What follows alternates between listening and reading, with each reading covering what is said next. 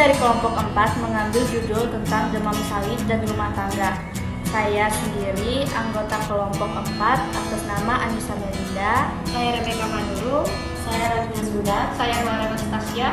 Saya Suliana Kamulon. Saya Aulia Berliani. Kami berbicara tentang fenomena yang terjadi pada saat ini, di mana terjadinya perubahan alam yang mata pencarian orang-orang zaman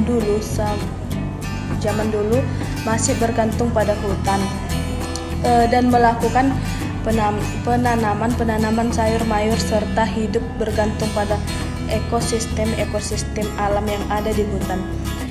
Pada zaman dulu juga ladang-ladang warga yang semula untuk tanaman pangan kini berubah menjadi perkebunan kelapa sawit. Hutan mereka pada zaman sekarang telah berubah secara permanen, dan pada masa lalu juga hutan menyediakan kebutuhan sandang pangan dan papan, hingga mata pencarian mereka berasal dari hutan. Yang terjadi saat ini, banyak tak punya tempat tinggal dan ada beberapa warga yang terpaksa mencuri kelapa sawit dari perusahaan demi menyambung hidup masyarakat yang ada di situ. Dikutip dari laman Detail News Pusat Penelitian kelapa sawit,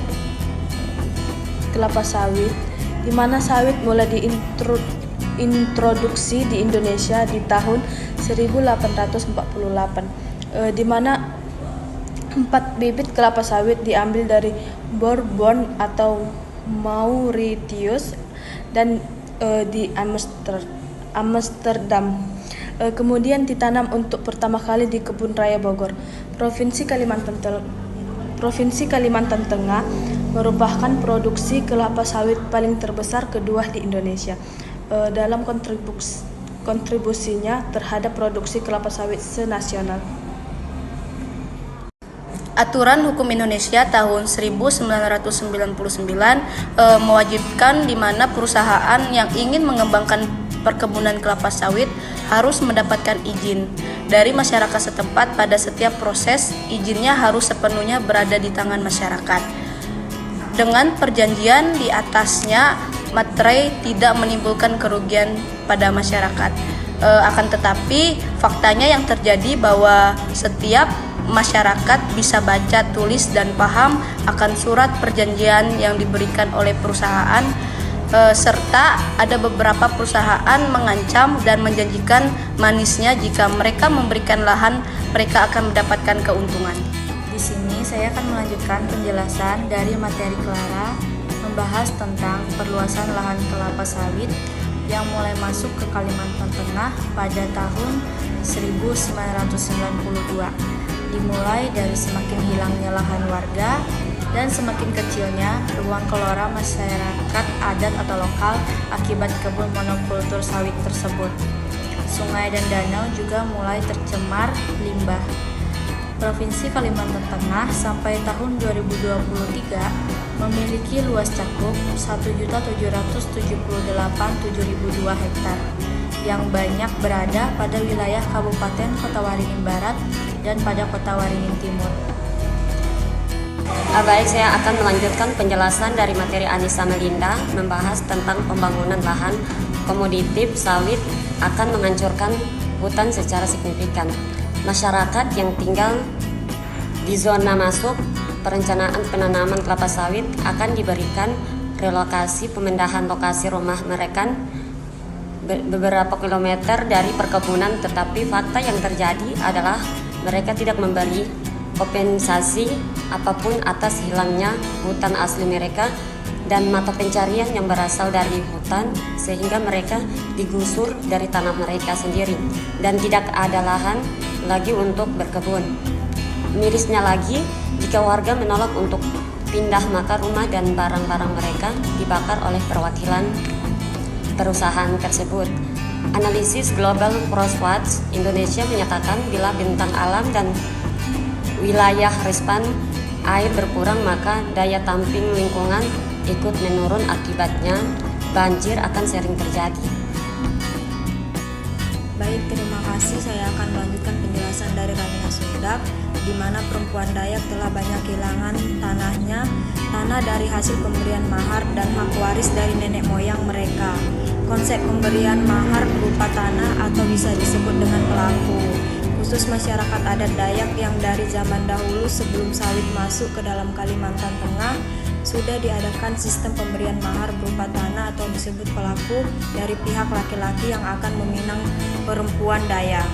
Eksploitatif kapitalisme menyebabkan hilangnya hak-hak tradisional perempuan Dayak di dalam masyarakat dan mengganggu otonominya dalam bidang ekonomi. Kapitalisme yang masuk dalam sistem ekonomi, subsistem menyebabkan tumbuhnya pertanian konvensional dari sistem kerja upaya yang merugikan perempuan pedesaan, khususnya perempuan Dayak. Selama masa memuncaknya produksi sawit, suami mengambil alih pekerjaan sawit, sedangkan perempuan cenderung membantu persiapan makanan untuk persiapan tani dan untuk keluarga. Dan ini didukung oleh kebijakan pemerintah yang secara langsung mendukung petani pria atau melalui produksi tanaman konvensional sawit yang laku di komuniti pasaran. Saya akan melanjutkan penjelasan dari Rebecca. Perubahan ekonomi, adanya lonjakan penanaman sawit telah mengubah ekonomi seperti ikut sertanya petani-petani kecil dalam komoditas sawit. Ketika masyarakat mengandalkan komoditas sawit sebagai mata pencarian utama, maka cara berladang untuk menanam sayuran dan kebutuhan lainnya akan ditinggalkan.